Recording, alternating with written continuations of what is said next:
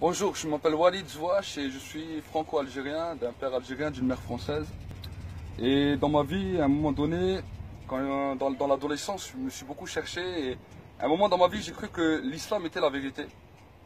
Et malgré ma requête, malgré ma recherche de Dieu, je courais comme ça, je marchais dans la vie et je cherchais toujours un but à ma vie.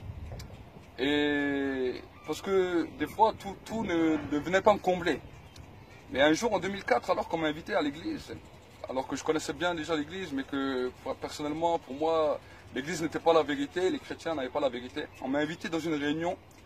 Et quand on m'a invité dans cette réunion, le frère qui m'a amené à la fin, il m'a donné une Bible. Et j'ai pris cette Bible et je l'ai ramenée chez moi. Et quand j'ai ramené cette Bible chez moi, pendant quelques jours, je regardais cette Bible et je rigolais. J'ai dit, ces chrétiens sont malades. Et je dis, moi, j'aime pas lire. Et ces chrétiens, ils s'amusent à lire ce livre. Ils doivent mettre au moins 10 ans pour le lire.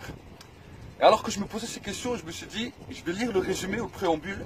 Comme ça, si un jour une personne me pose des questions sur la Bible, je raconte quelques histoires. Et après, il me laisse tranquille. Il va voir que je suis pas un inculte. Mais dans la Bible, il n'y a pas de résumé. Et quand j'ai ouvert la première page, il y avait écrit la Sainte Bible. J'ai tourné la deuxième page. Cette page, aujourd'hui, elle est blanche. Mais le jour où je l'avais ouvert, il y avait quelque chose d'écrit dessus. Et ce qu'il y avait écrit, il y avait écrit la Bible peut être lue en 72 heures en la lisant continue, sans manger, sans dormir, à haute voix.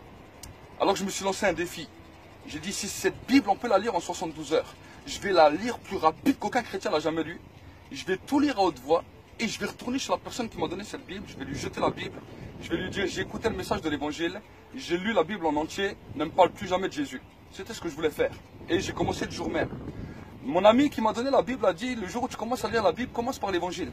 Et j'ai commencé par l'évangile de Matthieu. J'ai lu tout l'évangile de Matthieu d'un trait à haute voix. Ça m'a mis 4 heures. 1 heure pour 7 chapitres. Et quand je suis arrivé à la fin de Matthieu, j'étais fatigué. J'ai mis un marque-page. Le lendemain, je me suis relevé, j'ai lu Marc et Luc d'un trait. Et quand je suis arrivé à la fin de Luc, j'ai dit, j'espère que toute la Bible n'est pas comme ça. Ils auraient pu faire un livre, ça aurait fait les 3. C'est les mêmes histoires. Mais toujours que je n'étais pas converti. Et le troisième jour, je lis Jean et Actes des Apôtres. Et quand je lis l'Acte des Apôtres, la Bible elle dit que les disciples de Jésus sont dans la chambre haute et que le feu du Saint-Esprit tombe sur eux. Et ils se mettent à parler en d'autres langues. Moi, je suis tout seul. Je suis tout seul dans mon appartement sur Mulhouse. Et au moment où je suis en train de dire ça, le feu du Saint-Esprit tombe sur ma tête. Ma tête, au pied, je parle une langue que je ne comprends pas. Moi, je me suis effrayé, j'étais choqué. J'ai posé ma Bible sur ma table et j'ai parlé à Dieu. J'écoute Dieu, je ne sais pas qui t'es. Je dis, dans l'islam, il est dit, tu égares qui tu veux, tu amènes à toi qui tu veux. Je dis, moi, j'ai pas envie d'être un égaré. Je dis, aujourd'hui, je viens de lire la Bible des chrétiens. L'expérience qu'ils ont vécue les disciples de Jésus, j'ai vécu la même.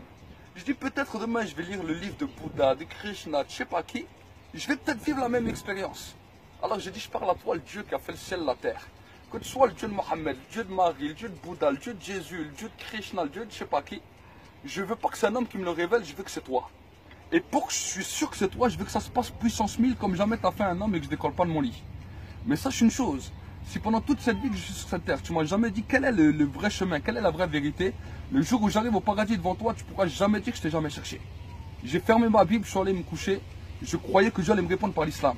Le soir, Dieu m'a rien dit. Mais le lendemain, quand je me suis levé, j'ai sorti dehors, j'ai fait ce que j'avais à faire, je suis rentré chez moi, je me suis un peu assoupi, j'ai dormi.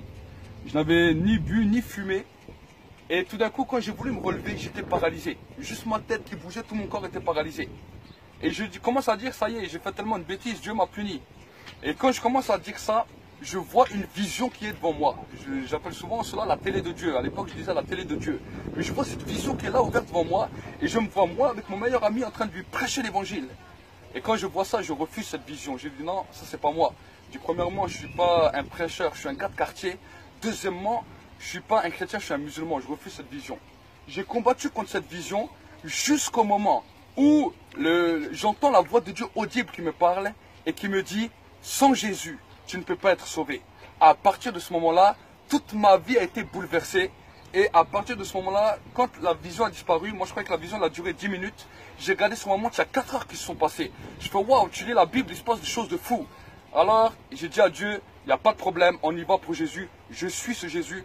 Et depuis ce jour-là, j'ai commencé à voir et expérimenter la grâce de Dieu et l'amour de Dieu. Je commençais à voir des guérisons, je commençais à voir des miracles, je commençais à voir des gens qui ont été touchés par la puissance de Dieu jusqu'à aujourd'hui. Que Dieu vous bénisse.